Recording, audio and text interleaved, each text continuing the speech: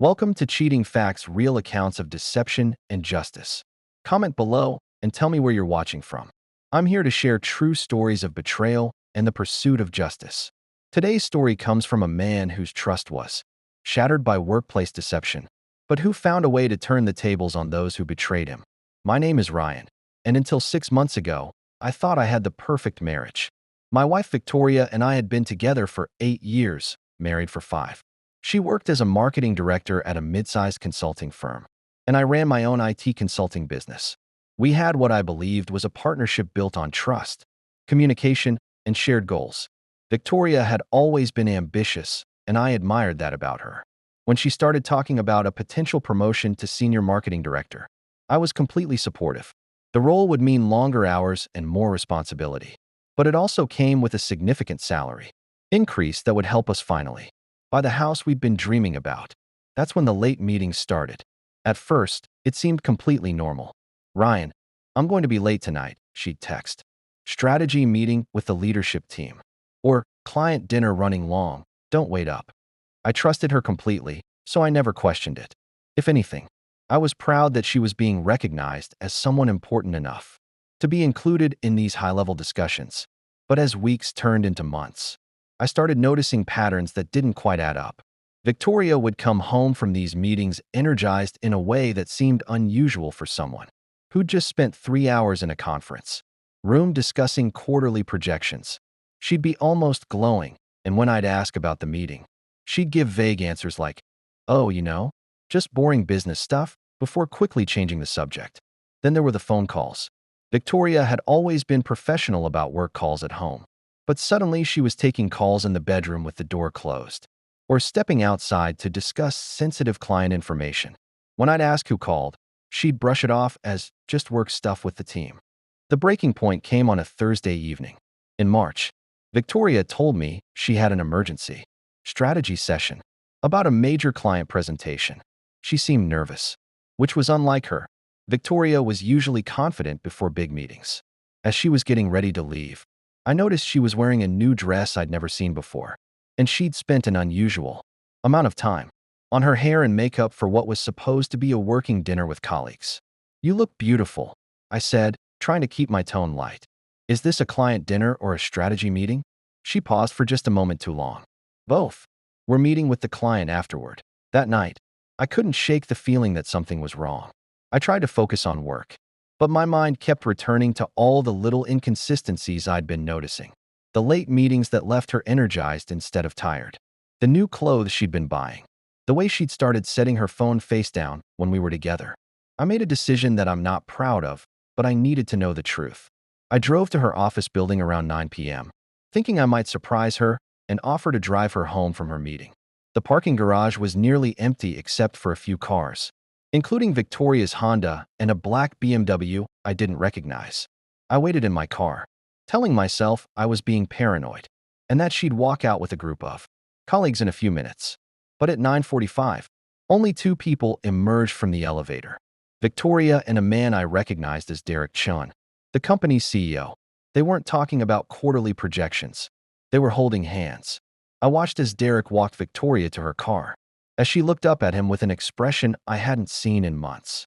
I watched him kiss my wife in that parking garage, and I watched her kiss him back. I sat in my car for 20 minutes after they drove away separately, trying to process what I'd just witnessed. The woman I'd trusted completely, the woman I'd supported through every career challenge, was having an affair with her boss. All those late meetings, all those strategy sessions, they were dates. When Victoria came home that night at 11:15, she had her story ready. "Sorry, honey. The meeting ran so long, and then we had to work through some complex client requirements. I'm exhausted." She even yawned for effect. "How did it go?" I asked, studying her face. "Really well. Derek thinks the client presentation is going to be a huge win for the company." Derek. She'd never mentioned him by first name before when talking about work. I didn't confront her that night. Instead, I made a plan. Over the next 2 weeks, I gathered evidence methodically. I started paying attention to Victoria's schedule, noting when she claimed to have meetings versus when she was actually working late. I checked our credit card statements and found charges at upscale restaurants. On nights, she claimed to be in strategy sessions. Most importantly, I discovered that Derek was going through a messy divorce. Information that was public record and explained a lot about the timing of this affair. But I needed more than suspicious behavior and circumstantial evidence. I needed proof. The opportunity came when Victoria mentioned she had another emergency client strategy meeting on a Friday evening. She seemed particularly nervous about this one, mentioning that it was make or break for her promotion chances. That afternoon, I called Victoria's assistant, Linda, who I'd met at several company events. "Hi, Linda. This is Ryan, Victoria's husband. I wanted to surprise her with dinner after her big meeting tonight, but I realized I don't know which conference room they're using. Could you help me out?" Linda paused. "Meeting?" "Victoria left early today, said she wasn't feeling well, and there aren't any client meetings scheduled for tonight." "Oh," I said, my heart pounding. Maybe I misunderstood. "Thanks, Linda." "No problem. I hope she feels better." Now I knew for certain that Victoria was lying about where she was going, but I still needed proof of what was actually happening. I remembered that Derek lived in Hillcrest, an upscale neighborhood about 20 minutes from our house. Using social media and public records, I found his address, a modern house with a circular driveway. That would be perfect for discreet arrivals. That evening, I parked down the street from Derek's house and waited. At 7:30, Victoria's car pulled into his driveway, but I wasn't there just to catch them. I was there to record Victoria finally telling the truth. I had prepared a fake emergency that would require Victoria to come clean about where she really was. Using a throwaway phone number, I sent her a text message that appeared to come from our security company. "Motion detected at your property. Police have been notified. Please confirm your location." Within 5 minutes, my regular phone rang. "Ryan, honey, I just got a weird text from our security company. Are you at home?" "Yeah, I'm here. Everything looks normal. Where are you?" "I thought you were in a client meeting." There was a long pause. Then Victoria said something I'll never forget. "Ryan, I need to tell you something. I'm not at a client meeting. I'm with Derek. We've been seeing each other." I was recording the call. "Derek? Your boss, Derek?" "Yes." "Ryan, I'm so sorry. It just happened, and it's been going on for a few months. I never meant for this to happen." "Are you at his house right now?" "Yes." "How long has this been going on, Victoria?" "Since January." "Ryan, I know how this sounds, but I love him, and he's going through his divorce. And we thought that after everything was finalized." She kept talking, explaining how they'd fallen in love, how she'd never meant to hurt me, how she hoped we could work something out, since Derek was committed to leaving his wife anyway.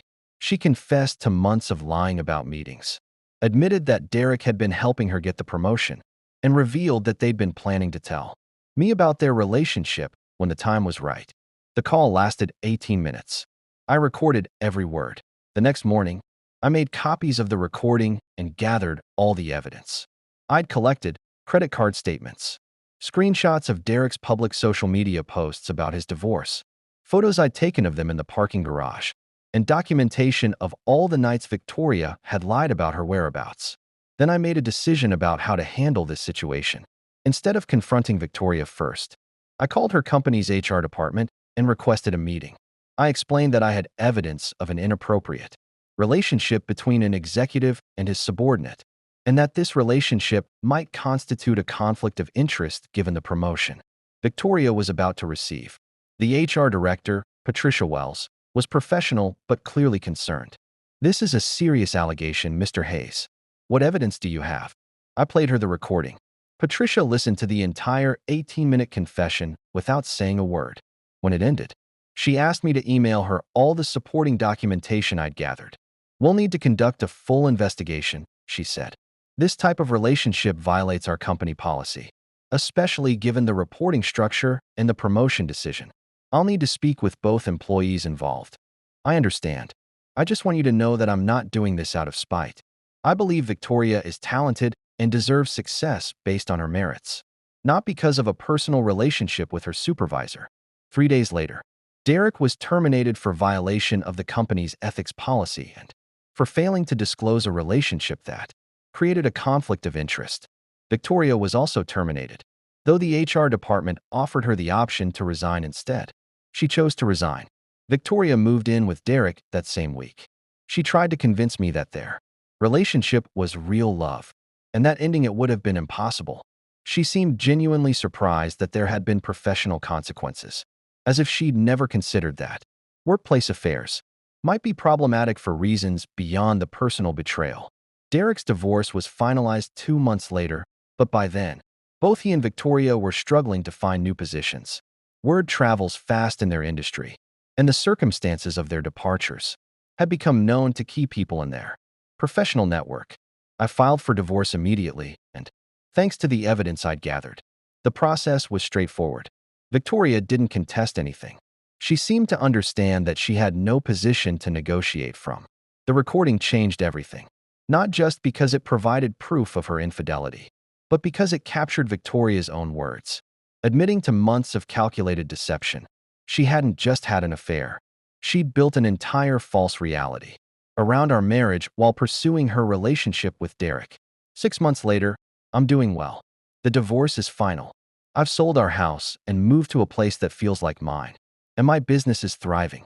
I learned that I'm stronger than I thought, and that sometimes the best response to betrayal is not revenge, but simply ensuring that actions have appropriate consequences. Victoria and Derek are still together, though I understand they've both struggled professionally. Derek took a significant step down in his career, and Victoria has been working contract positions while trying to rebuild her reputation. I don't take any satisfaction in their struggles, but I also don't regret the choices I made. When someone betrays your trust so completely, you have to decide whether you're going to be a victim or whether you're going to take control of the situation. Sometimes the truth speaks for itself. You just have to make sure people are listening.